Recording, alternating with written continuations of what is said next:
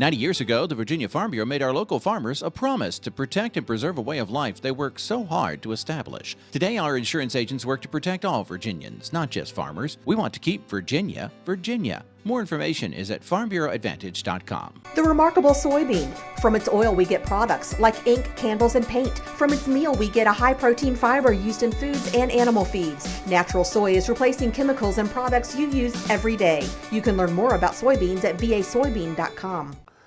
It may be said that in farming, everything begins with a seed. And there are many seeds and plant varieties that have a fascinating history. From right here in Virginia, this week we visit the operation of Southern Exposure Seed Exchange in Louisa County. Our special guest is Ira Wallace. She knows a lot about heirloom seeds. It's all straight ahead on this episode of Virginia Farming. I'm Jeff Ishii.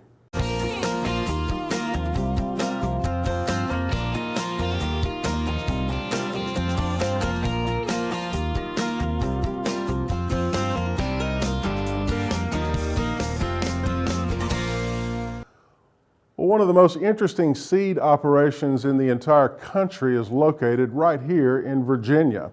Southern Exposure Seed Exchange specializes in open pollinated, heirloom, vegetable, and herb varieties suited for the Mid-Atlantic region. We hope you enjoy our visit to Louisa County, Virginia, where we met a knowledgeable and charming person by the name of Ira Wallace.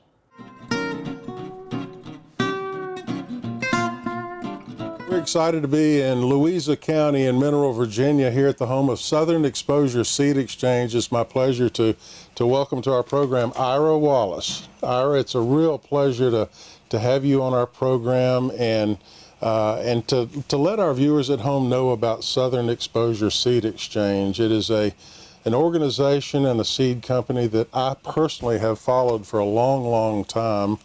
And it's just a very interesting story. Tell us your story. How did you end up here at Southern Exposure Seed Exchange? Well, I grew up in Florida, and my partner's family is from Canada, so we homesteaded there and in North Carolina. But Twin Oaks community is here in Louisa County, and we came here to live in a co-op farm and live the good life. But, along the way, this little farm called to some of us, and we had a CSA, and we met Jeff McCormick, who was the founder of Southern Exposure Seed Exchange, and grew a little seed for him, and some of us worked in the office. And when he felt like he wanted to move on, we decided to take on the stewardship. He said it was one of the most difficult decisions he'd made, as he'd built this business, not just as a business, but as a mission to preserve our regional heirloom varieties. I'm glad you described it as a mission, because what you do here is truly unique. You are preserving some varieties of vegetables that we as gardeners know, things like the Radiator Charlie tomato, or the Mortgage Lifter tomato, or the Clemson spineless okra, or the Alabama blue collard. I mean, I could just go on, and we're going to show you at home some of the seeds that you produce here in your seed bank.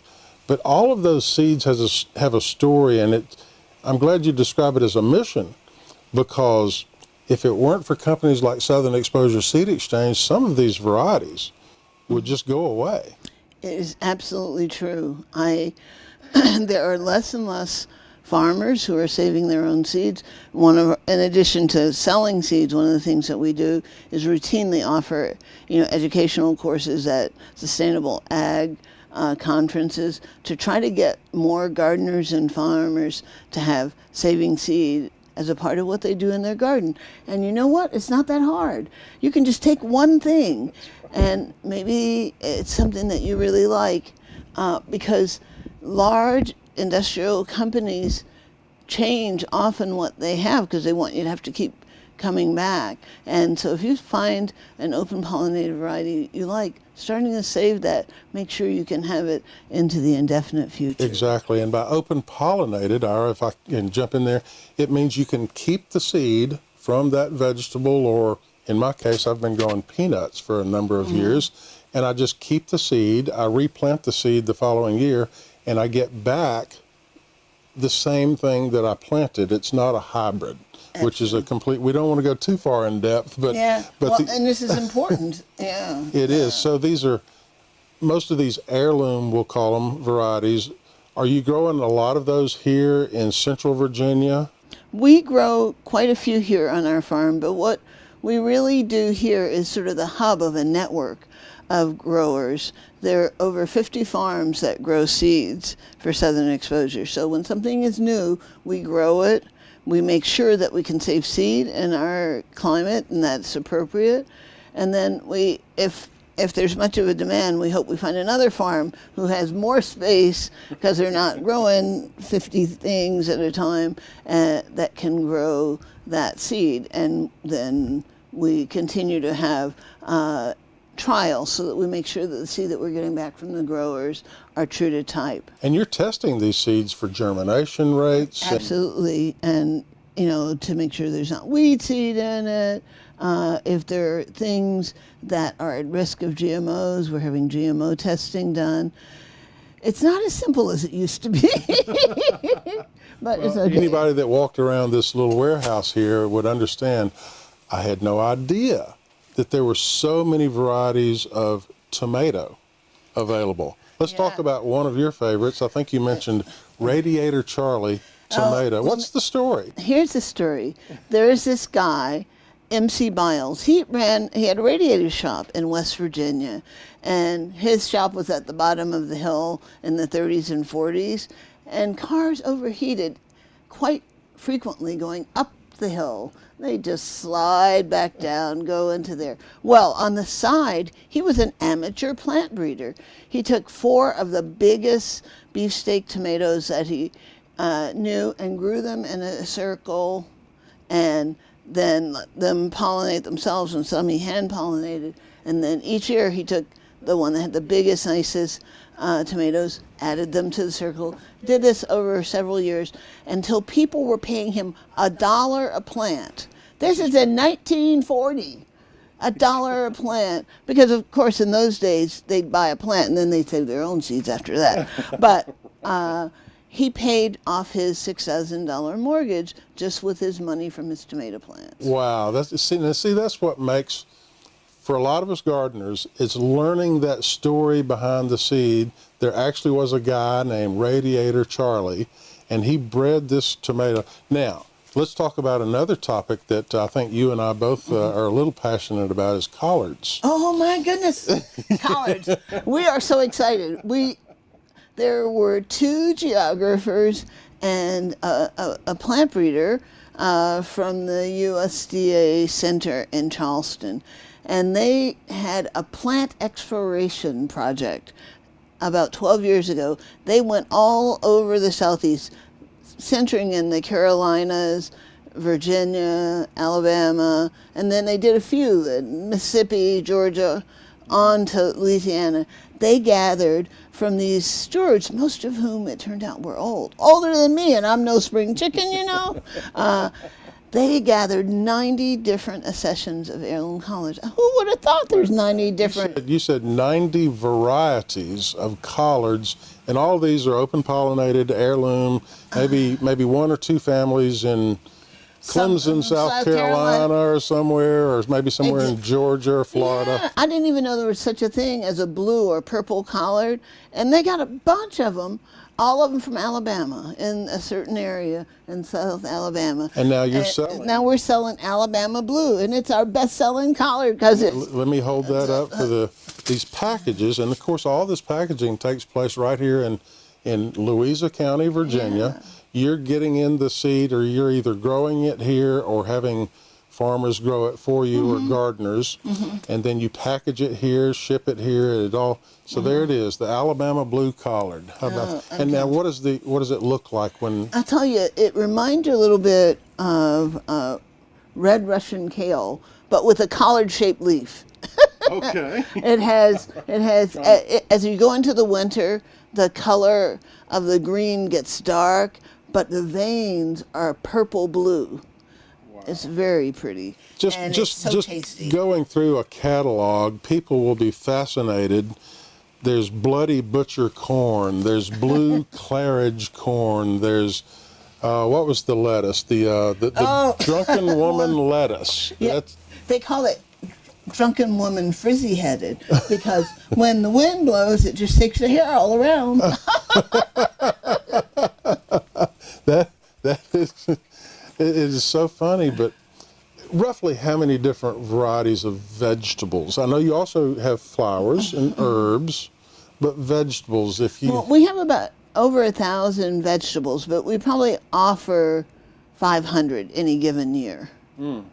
Because you need isolation distances and to make sure that they're pure, so we can't always offer everything at once. And sometimes a flood comes, like to one of our growers in South Carolina last year, and their whole garden's underwater. And so, not this year.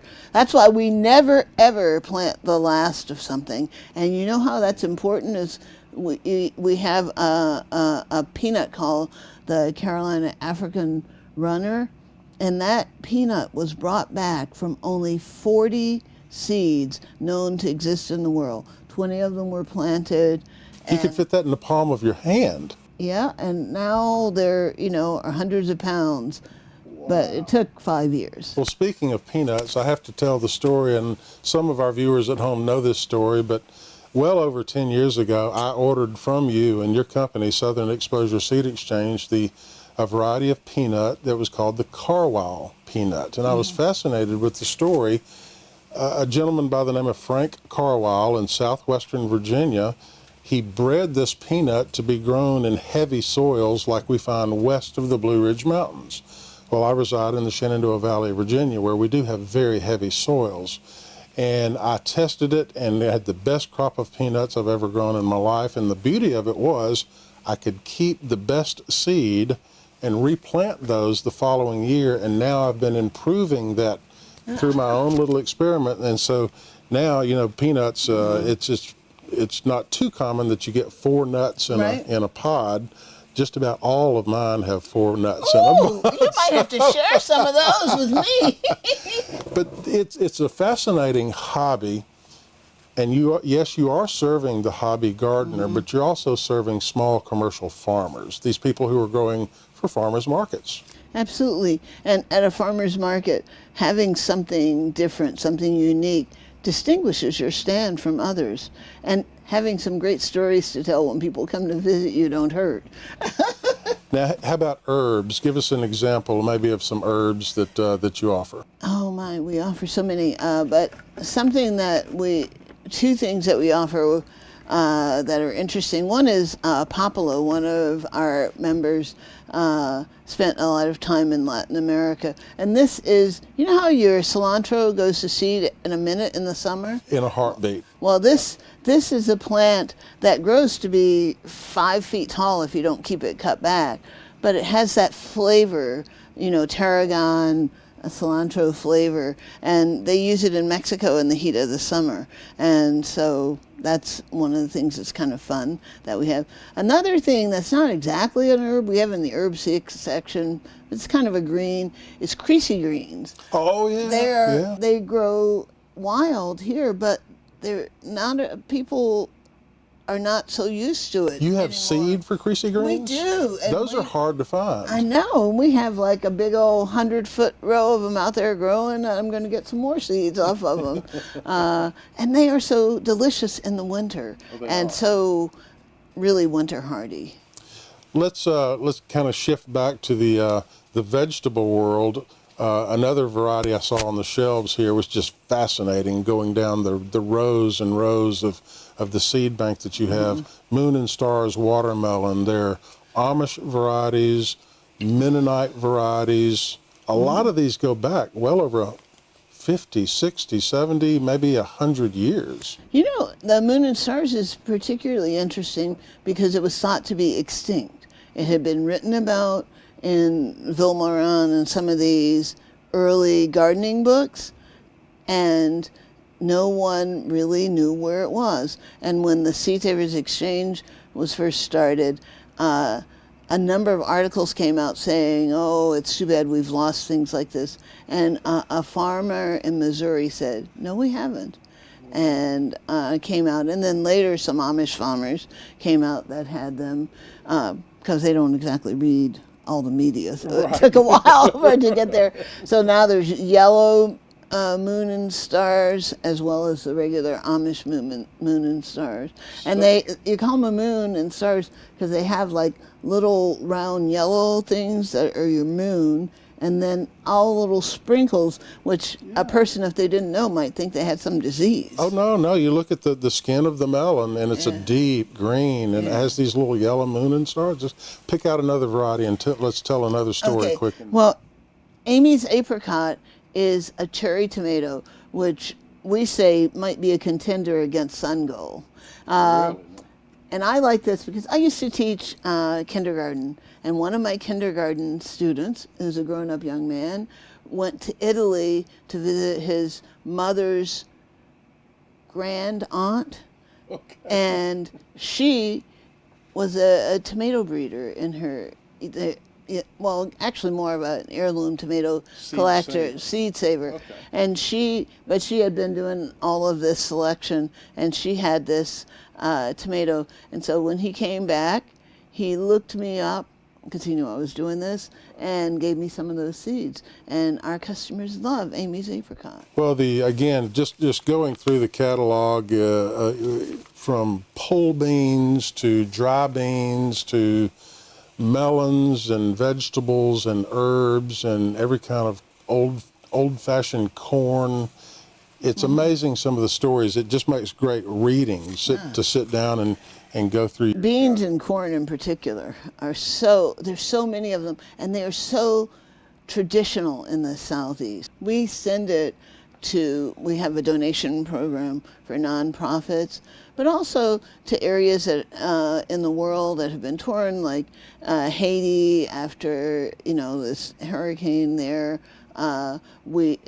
Areas of Appalachia, areas where they're trying to get young farmers going. We donate seeds. So one of our members who used to be here in the co-op works with Seed Programs International, and what they do is take excess seed that would have not been used in the U.S. and make it available, and also information about how to seed save. I know that you have a great website. We're going to put that web address on the screen right now. You'll find not only all of these fascinating varieties of seeds and heirloom and open pollinated and everything that we talked about, a lot of good information on your catalog and also on your website. Ira Wallace, it's been my pleasure to visit this operation here in beautiful Louisa, Virginia. Thank you so much for coming. All right, we'll be right back. We all want healthy rivers and streams, but we can't do that without help from Virginia's landowners. Resource Management Plans, or RMPs, are part of a voluntary program that helps farmers get credit for cleaning up our waters. And once you have an RMP, you are exempt from any new water quality requirements for 9 years. The Virginia Department of Conservation and Recreation has funds available to help you implement these plans. Contact the department today to learn more. Thank you. This message sponsored by Virginia's agriculture community.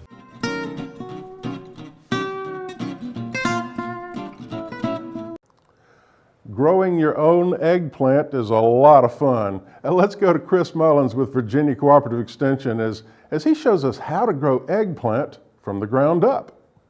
So today we're going to be talking about eggplants. Now, everybody loves eggplant. It's something that people are starting to cook with more and more. It's real popular in different dishes, and they're actually not too difficult to grow. So let's look at some of these, and I'll give you some production tips on how you can grow them in the garden. And as you can see, eggplants are a real attractive plant. They're an ornamental almost. They're dark green in color, kind of purplish flowers, really nice, but they also give you great fruit. One of the first production tips I'm going to give you is make sure that you get your transplants in the ground when there's warm ground. So for most of you, that's going to be sometime in May. Putting them in cold ground, putting these down just doesn't do very well. They slow down, they sit. So make sure that soil temperature is up in the 70s, almost 70, before you plant your transplants.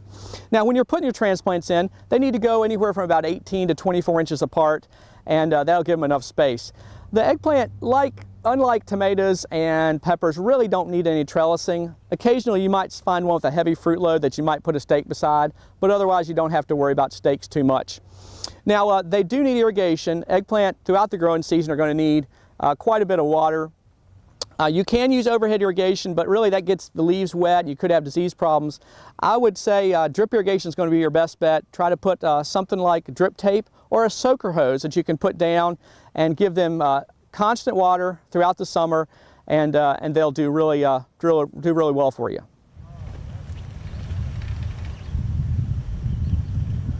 Well, fortunately for the home gardener, there are not a lot of disease problems that affect eggplant. That's a good thing.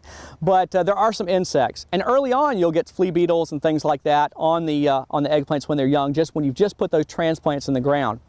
And what you can do is cover the plants with hoop row cover that will protect from cold weather, but also exclude those insects from getting on there. And later in the season, you'll get caterpillars and beetles that might attack the leaf and make holes in it, and you can just apply there a BT product, and you can get that type of spray at your local garden center or home improvement warehouse, and that'll take care of all that. Now you're growing this, you've got beautiful fruit on here, you want to harvest it. They are a little prickly around where you harvest, so one of the best things to do is take a knife or some scissors and cut the fruit off. And you can do that and leave a little bit of the stem on there. What you're also leaving is that cap or calyx on the fruit. If you leave that on there, it does another thing. It'll keep the fruit from drying out too early. So that's a good tip right there.